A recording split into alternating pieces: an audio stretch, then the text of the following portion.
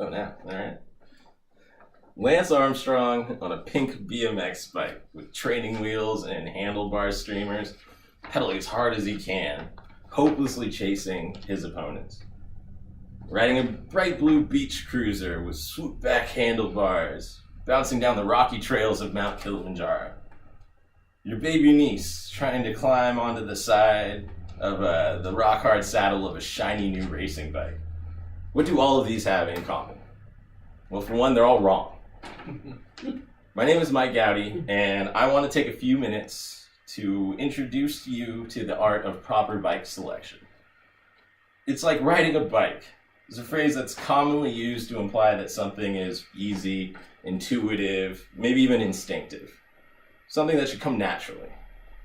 And when you make the correct bike selection, you will find that to be somewhat true. The main considerations when it comes to selecting the right bike are riding conditions, frame size, and frame geometry. Let's start with riding conditions. Some people like to race their bikes down the sides of mountains at 50 miles per hour, jumping 30 to 40 meter gaps. Some people like a low maintenance bike that's just easy to ride comfortably. Maybe you like fun rides through the woods down to the river. Or maybe you like to stretch out those rides a little and longer over some more challenging terrain. Maybe you like to ride tens, if not 20s, if not hundreds of miles as quickly and efficiently as possible. Or maybe you have a commute through tightly packed city streets. All of these situations are different, and all of these situations require a different bicycle. When it comes to riding off the beaten path, most people would know to look for something along the lines of a mountain bike, which is a step in the right direction. But a mountain bike's a bit of a catch-all term. There are downhill or DH mountain bikes, which have beefy frames and motocross-inspired triple crank forks for stability. And they're able to handle a tremendous amount of abuse.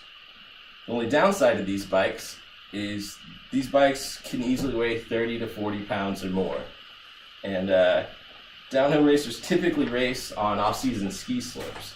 So they're able to hang their bike on the side of a ski lift and let that do the heavy lifting for them, instead of trying to climb a hill with all that extra weight. But if you're planning on covering longer distances over intermediate terrain, you might want something more along the line of a cross-country bike. These bikes are going to be somewhat more lightweight with narrower, more efficient tires, and a solid rear frame without a suspension for more efficient pedaling. To the lightweight extreme, you have cyclocross bikes, which are effectively road bikes, which have been modified to accept larger wheels for better traction on light sand and loose dirt, while still transferring the greatest amount of power possible from rider to road. They have a more aggressive forward-leaning position than cross-country bikes do, and are thusly less popular with the more casual portion of the riding demographic. There are further subgenres of off-road bikes, but the differences at that point are purely semantic.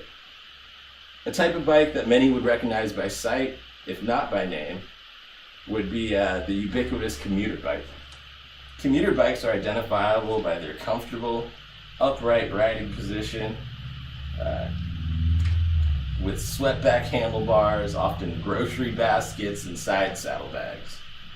These bikes are not the supermodels of the bike world, nor are they the workhorses or the party animals. These bikes are the sensible dad of the bike world.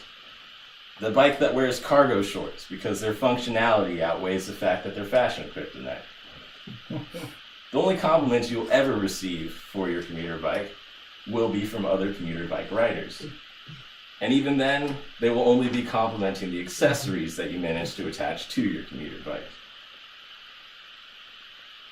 Commuter bikes are the pinnacle of functionality, though. Customizable, comfortable, reliable. Just don't expect to turn many heads while you ride back from the farmer's market with a basket full of produce, probably high in fiber. This is a deep scratch, but still just a scratch on the surface of considerations to be made when selecting the right bike. I hope this has served as an appetizer for the wide, wide world of cycling. We've learned about the different types of mountain bikes, and the ever-popular commuter bike, but there's still a wealth of information to be covered on BMX bikes, racing bikes, fixies, and more. To those with bikes already, I hope this was informative. And to those without, I hope that this was an inspiration to learn more. Thank you very much, and keep riding. Awesome. Encore.